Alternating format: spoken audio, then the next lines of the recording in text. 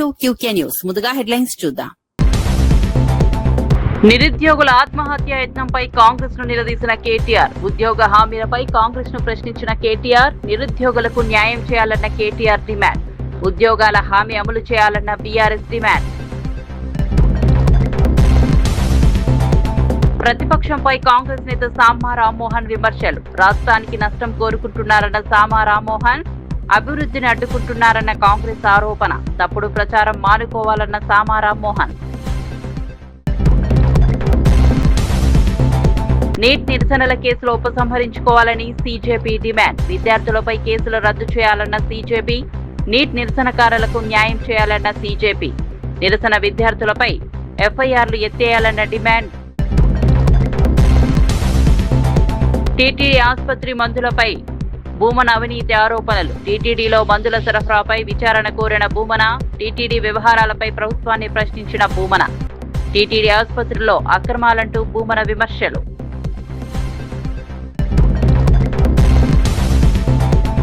అరాచకాల వెనుక జగన్ డైరెక్షన్ ఉందన్న పార్థసారథి. నేరాలపై జగన్ ను లక్ష్యంగా చేసుకున్న మంత్రి. చట్టాన్ని ఉల్లంఘిస్తే చర్యలన్న మంత్రి పార్థసారథి. శాంతి భద్రతలపై మంత్రి పార్థసారథి కీలక వ్యాఖ్యలు. వార్త వివరాల్లోకి వెళ్తే BRS working president KTR Congress ప్రభుత్వంపై తీవ్ర విమర్శలు చేశారు. మొదటి ఏడాదిలోనే 2 లక్షల ఉద్యోగాలు ఇస్తామని రాహుల్ గాంధీ హామీ ఇచ్చారని, ఆ హామీ అమలు కాకపోవడంతో బట్టి విక్రమార్క నియోజకవర్గానికి చెందిన నిరుద్యోగ యువకుడు వేణుకుమార్ ఆత్మహత్య యత్నానికి పాల్పడ్డాడని ఆరోపించారు. కాంగ్రెస్ ప్రభుత్వం మోసం చేసిందనే బాధతోనే యువకుడు సూసైడ్ నోట్ రాశారని తెలిపారు. కేసీఆర్ హయాంలో ఒకేసారి 48,000 ఉద్యోగాలను భర్తీ చేశామని గుర్తు చేసిన కేటీఆర్ ఇప్పుడు ఉద్యోగాల గురించి ప్రశ్నిస్తే ఎండ్రిన్ తాగి చావాలని సీఎం రేవంత్ రెడ్డి వ్యాఖ్యానించడం దురదృష్టకరమన్నారు. నిరుద్యోగుల ఆశలు నెరవేర్చడంలో కాంగ్రెస్ ప్రభుత్వం పూర్తిగా విఫలమైందని ఆరోపించారు. ఎన్నికల హామీలను వెంటనే అమలు చేసి యువతకు ఉద్యోగాలు కల్పించాలని కేటీఆర్ డిమాండ్ చేశారు.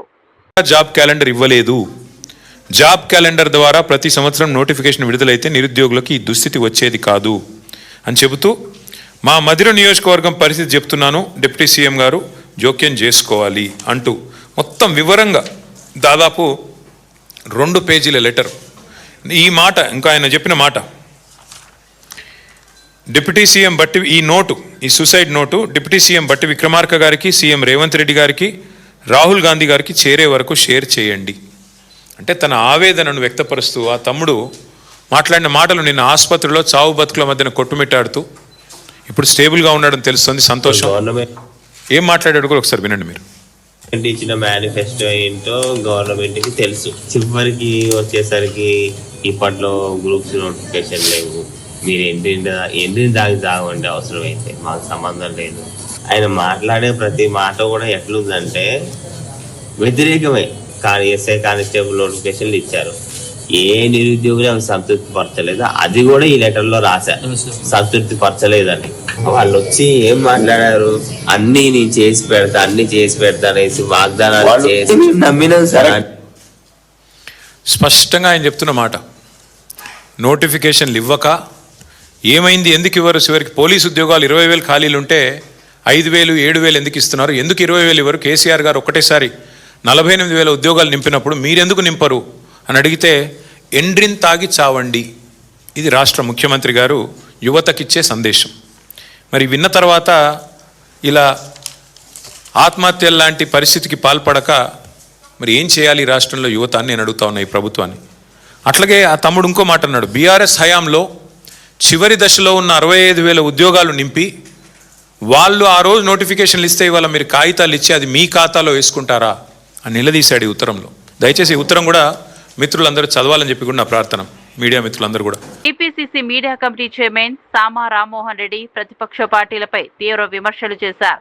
తాము అధికారంలో లేకపోతే రాష్ట్రం సర్వనాశనం కావాలనే మనస్తత్వంతో కొందరు ప్రతిపక్ష నాయకులు వ్యవహరిస్తున్నారని ఆరోపించారు. కాంగ్రెస్ ప్రభుత్వం రైతుల సంక్షేమం, వ్యవసాయ అభివృద్ధి, రాష్ట్ర ప్రగతి కోసం నిరంతరం కృషి చేస్తుంటే ప్రతిపక్షం మాత్రం రాజకీయ లబ్ధి కోసం తప్పుడు ప్రచారం చేస్తోందన్నారు. బీఆర్ఎస్ నేత హరీష్ రావు తాంత్రిక క్షుద్ర పూజలకు ప్రసిద్ధి చెందిన ప్రాంతాలకు పలుమార్లు వెళ్లారని పేర్కొంటూ ఆ పర్యటనల ఉద్దేశం ఏమిటో ప్రజలకు వివరించాలని డిమాండ్ చేశారు. ప్రజల్లో భయాందోళనలు సృష్టించే రాజకీయాలు మానుకోవాలని, అభివృద్ధి అంశాలపై నిర్మాణాత్మక చర్చ జరగాలని సామ్మ రామ్మోహన్ రెడ్డి సూచించారు. అధికార పక్షం చేస్తుంటే ఈ రాష్ట్రం సర్వనాశనం అయిపోవాలి, మేము లేనప్పుడు ఇది ఎవరికి దక్కొద్దు, కాబట్టి ఇది ఎట్టి పరిస్థితులలో కూడా రైతులు అనేటటువంటి వాళ్ళు ఏడవాలి, ఏడుస్తేనే ప్రభుత్వం మీద వ్యతిరేకత వస్తుంది, ఆ వ్యతిరేకత వచ్చినప్పుడే మాకు లాభం జరుగుతుంది, ముఖ్యమంత్రి రేవంత్ రెడ్డి గారికి నష్టం జరుగుతుంది అనేటటువంటి దురుద్దేశంతో కని విని ఎరగని రీతిలో క్షుద్ర పూజలకు పాల్పడ్డటువంటి ఒక దరిద్రపు రాజకీయం ఈరోజు హరీష్ రావు గారు చేసిండ్రు. తాంత్రిక పూజలు, క్షుద్ర పూజలు చెప్తుంటే నాకే అసలు గలీజ్గా అనిపిస్తుంది. ఏ సమాజంలో బతుకుతున్నాం? ప్రపంచం ఎటుపోతుంది?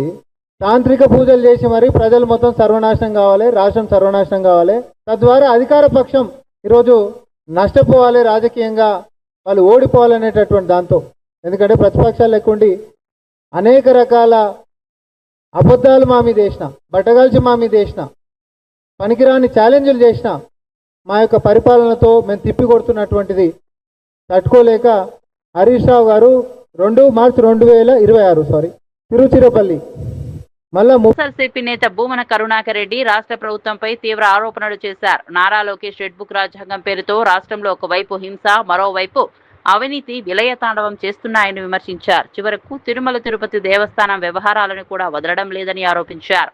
టీటీడీ ఆసుపత్రుల్లో మందుల సరఫరా ప్రక్రియలో కూడా అవినీతి చోటు చేసుకుంటోందని అన్నారు. ప్రజలకు నాణ్యమైన వైద్య సేవలు అందాల్సిన చోట అక్రమాలు జరుగుతున్నాయని విమర్శించారు. ఈ వ్యవహారంపై ప్రభుత్వం సమగ్ర విచారణ జరిపి బాధ్యులపై కఠిన చర్యలు తీసుకోవాలని డిమాండ్ చేశారు. ప్రజల విశ్వాసాన్ని దెబ్బతీసే చర్యలను అరికట్టాల్సిన బాధ్యత ప్రభుత్వానిదేనని భూమన కరుణాకర్ రెడ్డి పేర్కొన్నారు. వదలకుండా వాళ్ళిష్టం వచ్చినట్టుగా దాన్ని కూడా పట్టి పీడించేదానికి పూనుకున్నారు. ఈ రోజున మందుల సరఫరా విషయంలో కూడా శస్త్రచికిత్సల పరికరాల కొనుగోలుకు సంబంధించిన వ్యవహారంలో కూడా పెద్ద ఎత్తున అవినీతి చేయటానికి ఈ తతంగం చేస్తున్నారు. అలాగే బర్డ్స్ లోను, స్విమ్స్ లోను కొనేటువంటి పెద్ద యంత్రాలకు సంబంధించిన టెండర్లలో గోల్మాల్ జరుగుతున్నది. టెండర్లు పేరుకు L1 పేరుతో చేస్తున్నారు, కానీ ఈ తతంగాన్ని నడిపేటువంటి ఆ పెద్దలు పెద్ద ఎత్తున అవినీతికి పాల్పడి ఆ కంపెనీలతో మాట్లాడుకొని తక్కువ ధరలకు వాళ్ళ దగ్గర కొని ఎక్కువ ధరలకు టీటీడీకి అమ్ముతున్నట్టుగా సృష్టిస్తున్నారు. పరీక్షల అక్రమాలపై విద్యార్థులు చేపట్టిన నిరసనలకు సంబంధించి సుప్రీంకోర్టు ఇచ్చిన మధ్యంతర ఉత్తర్వులను బీజేపీ అధికార ప్రతినిధి సౌరవ్దాస్ స్వాగతించారు. నిరసనల్లో పాల్గొన్న మైనర్లను విడుదల చేయాలని, విద్యార్థులపై కఠిన చర్యలు తీసుకోవద్దని సుప్రీంకోర్టు ఇచ్చిన ఆదేశాలు ప్రజాస్వామ్యానికి అనుకూలమని అన్నారు. ప్రభుత్వం ఇచ్చిన హామీ ప్రకారం నిరసనకారులపై నమోదు చేసిన అన్ని ఎఫ్ఐఆర్లను పూర్తిగా ఉపసంహరించుకోవాలని డిమాండ్ చేశారు. విద్యార్థులు తమ భవిష్యత్తు కోసం శాంతియుతంగా ఆందోళన చేశారని, వారిని నేరస్తులుగా చూడటం సరికాదన్నారు. విద్యార్థులపై నమోదైన కేసులను రద్దు చేసి వారికి న్యాయం చేయాలని, విద్యా వ్యవస్థలో పారదర్శకత తీసుకురావాలని సౌరవ్దాస్ ప్రభుత్వాన్ని కోరారు. Agreement, the protest was called off in good faith. However, after that, reports started coming of several FIRs being filed in different NDA ruled states, BJP NDA ruled states. And since that time, and even before July 25, the Cockroach Janata Party was standing with the young people of this country through thick and thin. We were giving all possible legal help, all possible medical help to each and every student, not just in Delhi, but across states. So when the reports started coming of FIRs, we were in touch with several lawyers who were helping these students, and we were also in talks with senior officers on behalf who are representing the government of India. Since then, several states have come out with notifications saying that they will close or withdraw all the FIRs and will not take action against any students.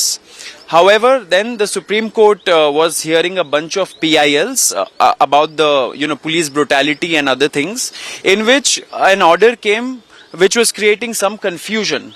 The government was using that order in a way to state that the existing FIRs will be investigated. We were in talks with the government also since then and asking them to honor their word. Citizens for justice and peace వ్యవస్థాపకుడు అభిజిత్ దీప్కే దేశంలో విద్యా వ్యవస్థలపై ఆందోళన వ్యక్తం చేశారు. సామాన్య ప్రజలకు నాణ్యమైన విద్య అందని భారంగా మారిపోయిందని విమర్శించారు. ప్రైవేట్ విద్యా సంస్థల్లో ఫీజులు విపరీతంగా పెరగడంతో పేద మధ్యతరగతి కుటుంబాలు తీవ్ర ఇబ్బందులు ఎదుర్కొంటున్నాయని అన్నారు. ప్రభుత్వ పాఠశాలలు కళాశాలల నిర్లక్ష్యం కారణంగా విద్యా ప్రమాణాలు పడిపోతున్నాయని ఆరోపించారు. ప్రతి విద్యార్థికి నాణ్యమైన విద్య అందుబాటులో ఉండేలా ప్రభుత్వాలు చర్యలు తీసుకోవాలని కోరారు. విద్యను వ్యాపారంగా కాకుండా ప్రాథమిక హక్కుగా గుర్తించి ప్రభుత్వ పెట్టుబడులు పెంచాల్సిన అవసరం ఉందన్నారు. భవిష్యత్ తరాల అభివృద్ధికి విద్య పునాది కాబట్టి విద్యారంగంలో సమూల మార్పులు తీసుకురావాలని అభిజిత్ దీప్కే సూచించారు. Family or middle class family who earns like let's say 30 to 40,000 a month can afford to pay 1 lakh a year. They don't have that much saving, and this is just for primary schooling. The high school education that's even more expensive, and when I come to the college universities, the fees just keeps increasing like anything. So education in today's time has really become unaffordable, inaccessible for the common people of India. If you need to have good education, you have to take loans or you have to sell your properties, and that shouldn't be the case. Education is a fundamental right, and every child should have access to quality education without worrying about finances. ప్రజలకు పెరుగుతున్న ధరల భారం నుంచి ఉపశమనం కల్పించేందుకు Vijayawada central నియోజకవర్గంలోని రైతు బజార్లలో ప్రత్యేక బియ్యం విక్రయ కేంద్రాలను ప్రారంభించారు. ఎమ్మెల్యే బోండా ఉమా మహేశ్వరరావు పాయకాపురం గాంధీనగర్ రైతు బజార్లలో ఈ కేంద్రాలను ప్రారంభించారు. మార్కెట్లో కిలో బియ్యం 65 రూపాయల వరకు ఉండగా ప్రభుత్వం 52 రూపాయలకి అందుబాటులోకి తీసుకొచ్చింది. ప్రతి కుటుంబానికి 10 కిలోల బియ్యం అందించేలా ఏర్పాట్లు చేసినట్లు తెలిపారు. నిత్యావసర వస్తువుల ధరలు పెరుగుతున్న నేపథ్యంలో పేద మధ్యతరగతి కుటుంబాలకు ఇది ఊరటనిస్తుందని అన్నారు. ప్రజలు ఈ అవకాశాన్ని సద్వినియోగం చేసుకోవాలని ఎమ్మెల్యే బోండా ఉమా పిలుపునిచ్చారు. ఇలాంటి సంక్షేమ కార్యక్రమాలను ప్రభుత్వం మరింత విస్తరించనున్నట్లు వెల్లడించారు. ప్రజలకి తక్కువ ధరకే బియ్యం అందజేయాలనే ఉద్దేశంతో గౌరవ ముఖ్యమంత్రి చంద్రబాబు నాయుడు గారి నాయకత్వంలో వాళ్ళ ప్రతి రైతు బజార్లో 50 రూపాయలకే నాణ్యమైనటువంటి బీపీటీ బియ్యం, బాయిల్డ్ రైసు, రా రైసు అన్నీ కూడా అందుబాటులో తీసుకొచ్చాం. ప్రజలు దీన్ని సద్వినియోగం చేసుకోవాలి. ఇదే బియ్యం బయట మార్కెట్లో 62 రూపాయల దగ్గర నుంచి 70 రూపాయలు ఉన్నటువంటి సందర్భంలో రైతు బజార్లో 50 రూపాయలకు మీకు అందిస్తాం. దీన్ని ప్రజలందరికీ ఎంతో సౌకర్యం. రాష్ట్రంలో జరుగుతున్న అరాచకాల వెనుక వైఎస్ఆర్సీపీ అధినేత జగన్మోహన్ రెడ్డి డైరెక్షన్ ఉందని గృహ నిర్మాణ, సమాచార, పౌర సరఫరాల శాఖ మంత్రి కొలుసు పార్థసారథి ఆరోపించారు. దళితులు, బలహీన వర్గాలు, మహిళలపై జరుగుతున్న దాడులను ప్రభుత్వం తీవ్రంగా ఖండిస్తోందన్నారు. శాంతి భద్రతలకు విఘాతం కలిగిస్తూ చట్ట వ్యతిరేక చర్యలకు పాల్పడే వారిపై ఎలాంటి ఉపేక్ష ఉండదని స్పష్టం చేశారు. నేరాలకు పాల్పడిన వారిపై చట్టపరంగా కఠిన చర్యలు తీసుకుంటామని హెచ్చరించారు. ప్రజల భద్రతే ప్రభుత్వ ప్రధాన ప్రాధాన్యమని, రాష్ట్రంలో శాంతి భద్రతల పరిరక్షణకు ప్రభుత్వం కట్టుబడి ఉందని మంత్రి పేర్కొన్నారు. చట్టాన్ని ఎవరూ చేతుల్లోకి తీసుకోరాదని, నేరాలకు పాల్పడితే తప్పకుండా శిక్ష అనుభవించాల్సి ఉంటుందని హెచ్చరించారు. లబ్ధి పొందడానికి ప్రయత్నం చేయటం సిగ్గు చేయటం చెప్పేసి ఈ సందర్భంగా తెలియజేస్తా ఉన్నాను. ఏ విధంగా అయిపోయిందంటే ఈరోజు వైఎస్ఆర్ కాంగ్రెస్ పార్టీలో ప్రజలకు సేవ చేయటం కాదు. జనరల్గా ఏంటంటే మనం చాలా సంవత్సరాల నుంచి చూస్తూ ఉన్నాం, ఏ రాజకీయ పార్టీలైనా సరే సమాజంలో ఎవరు ప్రజల కోసం కష్టపడతారో, ప్రజలకి మంచి చేయటానికి తాపత్రయపడతారో అటువంటి వాళ్ళు ప్రోత్సహించి వాళ్ళని రాజకీయ నాయకులుగా తీర్చిదిద్దే వాతావరణం ఇన్ని దశాబ్దాలు కూడా మనం ఈ దేశంలో, ఈ రాష్ట్రంలో, మన ఆంధ్రప్రదేశ్ రాష్ట్రంలో చూసాం. కానీ ఈరోజు గొడ్డలి పార్టీలో కొనసాగాలంటే ప్రజలకి సేవ చేయటం కాదు, అరాజకం చేయటమే అర్హతగా ఈరోజు. మహిళా శిశు సంక్షేమ శాఖ మంత్రి గుమ్మడి సంధ్యారాణి వైఎస్ఆర్సీపీ నాయకులపై తీవ్ర విమర్శలు చేశారు. నేరాలు చేసి పోలీసులకు చిక్కకుండా పారిపోవడమే వైఎస్ఆర్సీపీ నాయకుల విధానంగా మారిందని ఆరోపించారు. రాష్ట్రంలో శాంతి భద్రతలకు విఘాతం కలిగిస్తూ చట్ట వ్యతిరేక చర్యలకు పాల్పడుతున్న వారిపై ప్రభుత్వం కఠినంగా వ్యవహరిస్తోందని స్పష్టం చేశారు. నేరస్తులను వెనకేసుకొచ్చుకునేలా రాజకీయాలు చేయడం సరికాదన్నారు. చట్టం తన పని తాను చేసుకుంటుందని, నేరాలకు పాల్పడిన వారెవరినైనా శిక్ష తప్పదని హెచ్చరించారు. మహిళల భద్రత, ప్రజల రక్షణ విషయంలో ప్రభుత్వం రాజీ పడదని పేర్కొన్నారు. చట్టపరమైన చర్యల ద్వారా రాష్ట్రంలో శాంతి భద్రతలను మరింత బలోపేతం చేస్తామని మంత్రి సంధ్యారాణి వెల్లడించారు. మా కళలకు రెక్కలొచ్చాయి. ఈరోజు భోగాపురం ఎయిర్పోర్టు, స్టీల్ ప్లాంటు, అలాగే గూగుల్ సంస్థ, టీసీఎస్, ప్రత్యేక రైల్వే జోన్, మా పిల్లలకు ఉద్యోగాలు వచ్చే పరిస్థితిలో ఈరోజు ఉంటే మీరేమో తిరిగి కబుర్లాడుతున్నారు. మనం ఇంతకు పూర్వం ఎక్కడికైనా వెళ్ళాలి అని అంటే, అబ్రాడ్ వెళ్ళాలి అని అంటే హైదరాబాదు, ముంబై, మెడ్రాసు, బెంగళూరు వెళ్ళేవాళ్ళం. ఈరోజు మన భోగాపురం, ఉత్తరాంధ్రలో ఉన్న మన భోగాపురంకి వెళ్ళి ఫ్లైట్ దర్జాగా ఎక్కొచ్చు. అక్కడ ఎంత చక్కగా ఎయిర్పోర్టు ఉంది అని అంటే వర్ణనాతీతం. అలాంటి ఎయిర్పోర్ట్ని అంటే ఒక ఇంటర్నేషనల్ ఎయిర్పోర్ట్ని ప్రారంభించడానికి ప్రధానమంత్రి గారు వచ్చారంటే నీకు ఎగతాళిగా ఉందా? ఆ ఎయిర్పోర్ట్కి మా గిరిజనుల ఆరాధ్య దైవమైన అల్లూరి సీతారామరాజు గారి పేరు పెట్టడం నీకు ఎగతాళిగా ఉందా? ఒక ఇంటర్నేషనల్ ఎయిర్పోర్టు ఎస్టీలు, బీసీలు కేవలంగా ఉండే జిల్లాలలో అది పెట్టడం నీకు ఎగతాళిగా ఉందా? నువ్వు కనీసం ఒక పని చెయ్యవు, చేసిన వాళ్ళని అప్రిషియేట్ చెయ్యవు, మళ్ళీ క్రెడిట్ చోరీ అంటావు. అసలు నీకు క్రెడిటే లేదు. క్రెడిట్ చోరీ ఏంటి? నీకు అసలు ఆ పదం వర్తించదు. నీకు ఆ పదంకి నీకు సంబంధం లేదు. నీ దగ్గర క్రెడిట్ చోరీ చేయడానికి ఏముంది? 4 గొడ్డలు, 4 కత్తులు, 2 హత్యలు, 4 ఏమో ఇంట్లో నుంచి బయటకు తోలేయడాలు, ఇవే ఉన్నాయి నీ దగ్గర. అవి మాకెందుకు? నీ దగ్గర ఆ క్రెడిట్ చోరీ చేయడానికి ఏ సబ్జెక్టు లేదు, ఏ పనితనం లేదు, ఎవరు చేయలేరు కూడా. ఆ పనితనం ఎవరికి అక్కర్లేదు. నీకు నేర్చుకోవాలి అనుకుంటే మా అధినాయకుడిని చూసి మంచి నేర్చుకో. ఇక మీదటైనా బాగుపడడానికి అవకాశం ఉంటుంది. అంతేగాని ఎవరికైనా నువ్వు ఒక్కరికైనా న్యాయం చేసావా?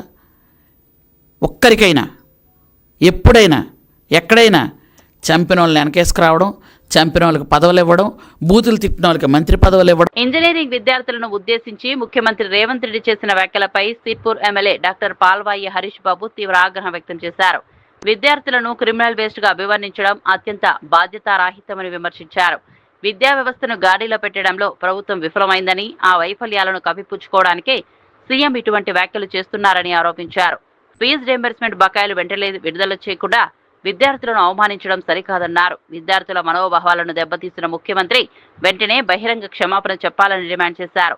విద్యార్థుల సమస్యలను పరిష్కరించడం ప్రభుత్వ బాధ్యత అని, విమర్శలతో వాటిని పక్కదారి పట్టించలేరని హరీష్ బాబు స్పష్టం చేశారు. పత్రికా మిత్రులందరికీ మధ్యాహ్నం పూట శుభాకాంక్షలు. మెయిన్గా చాలా disturbing comments from chief minister of Telangana. మీరందరూ చూసినారు. ముఖ్యమంత్రి గారు ఎందుకు నోరు బారేసుకుంటున్నారో నాకు అర్థమైతలేదు. కానీ ఆయన రెస్ట్లెస్నెస్కి దర్పణం పడుతుందా, లేకపోతే ఆయనలో అసహనం ఉందా, లేకపోతే ఆయన చేయాలనుకున్నది ఏమి చేయలేక చేతగాక మాట్లాడుతున్నారా? కానీ చాలా వేదికల్లో ఆయన నోరు జారుతున్నారు. మీరందరూ చూసినారు. ఇటీవల ఇంజనీరింగ్ విద్యార్థుల మీద పడ్డారు. ఇక మొన్నటి వరకు వాళ్ళ అధ్యాపకులు, ఉపాధ్యాయుల మీద పడ్డారు. వాళ్ళది అయిపోయింది వంతుగా. ఇప్పుడు విద్యార్థుల వంతయ్య. ఇంజనీరింగ్ విద్యార్థులు క్రిమినల్ వేస్టేజ్గా మిగిలిపోయినరు. వాళ్ళకు కనీసం ఒక ఉత్తరం రాసే పరిస్థితి లేదు, దరఖాస్తు అప్లికేషన్ రాసే పరిస్థితి లేదు అని చెప్తున్నారు అని అంటే దానికి కారణం ఎవరు? ఒకసారి ఆలోచన చేయండి. ఇంజనీరింగ్ కాలేజీలు ఇబ్బడి ఎప్పుడు స్టార్ట్ అయినాయి? రాజశేఖర రెడ్డి గారు ముఖ్యమంత్రిగా ఉన్నప్పుడు ముప్పడిగా 100,000 కాలేజీలు స్టార్ట్ అయినాయా లేదా? మరి రాజశేఖర రెడ్డి గారు 2004 నుంచి మొదలు పెడితే ఆ ప్రహసనం ఎప్పటి వరకు సాగింది? 2014 వరకు సాగింది. 10 ఏళ్ళు మీరే అధికారంలో ఉన్నారు, మీ నాయకులే అధికారంలో ఉన్నారు. ఇప్పుడు ముఖ్యమంత్రి గారు అధికారం చేపట్టి 2.5 సంవత్సరాలు అయింది.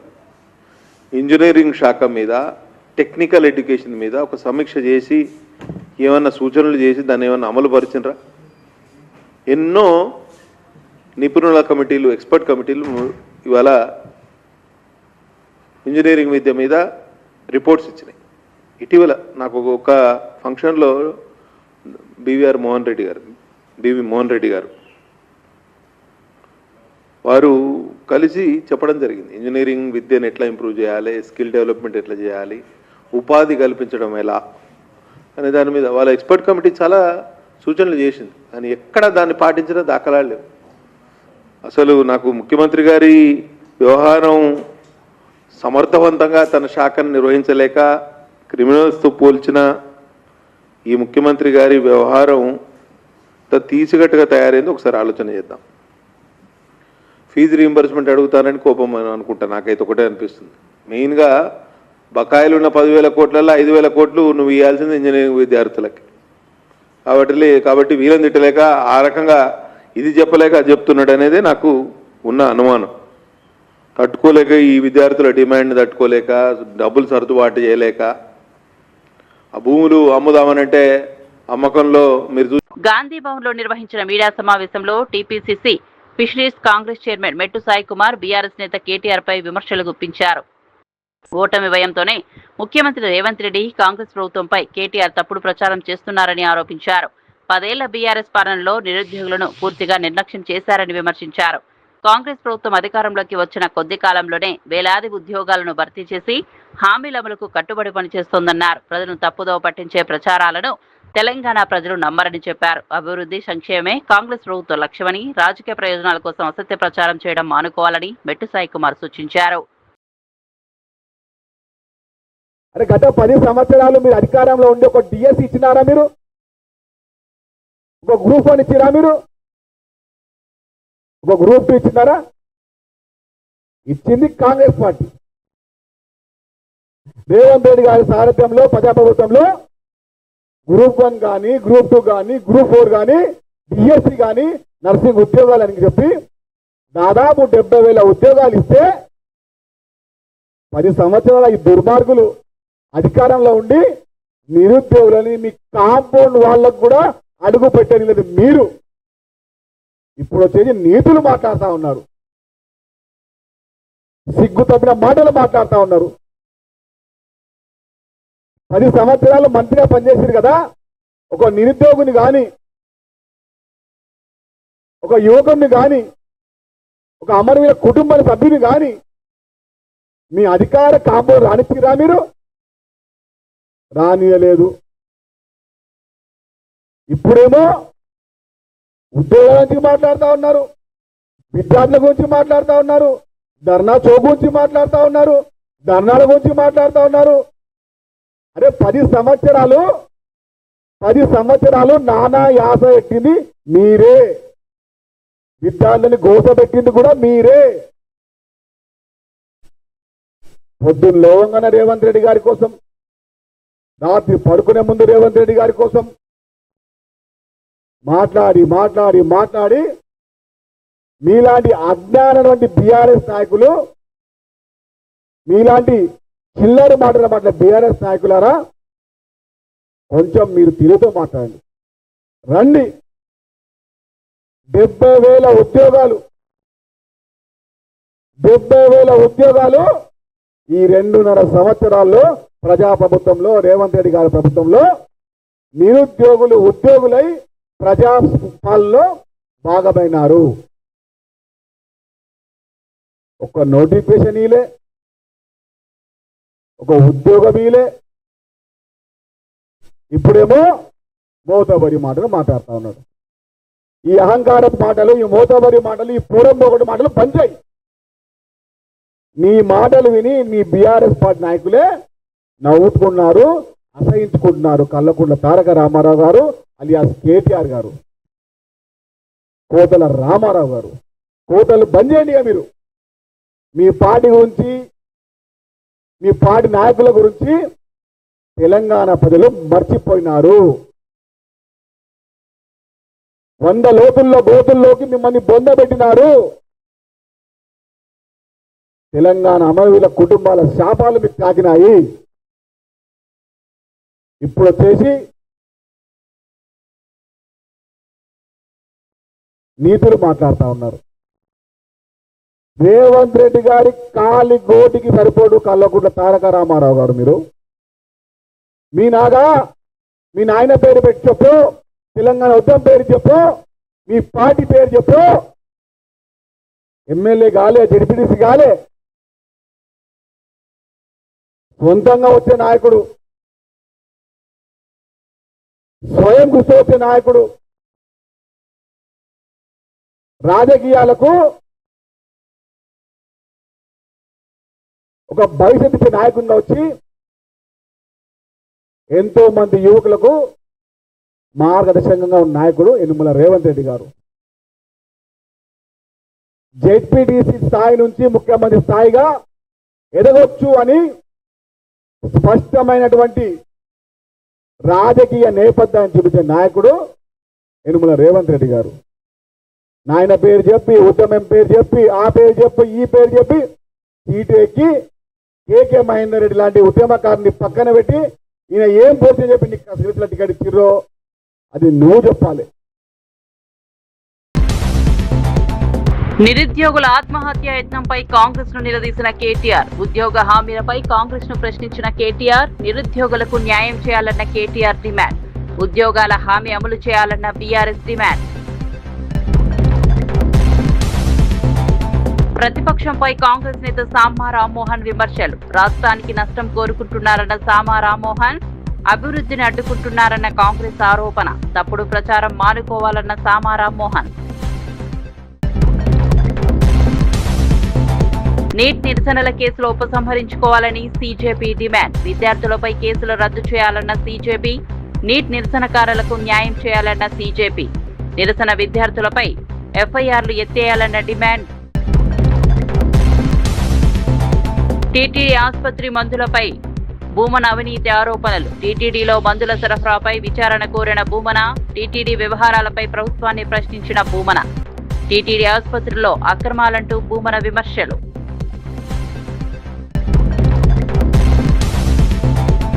అరాచకాల వెనుక జగన్ డైరెక్షన్ ఉందన్న పార్థసారథి, నేరాలపై జగన్ ను లక్ష్యంగా చేసుకున్న మంత్రి, చట్టాన్ని ఉల్లంఘిస్తే చర్యలన్న మంత్రి పార్థసారథి, శాంతి భద్రతలపై మంత్రి పార్థసారథి కీలక వ్యాఖ్యలు.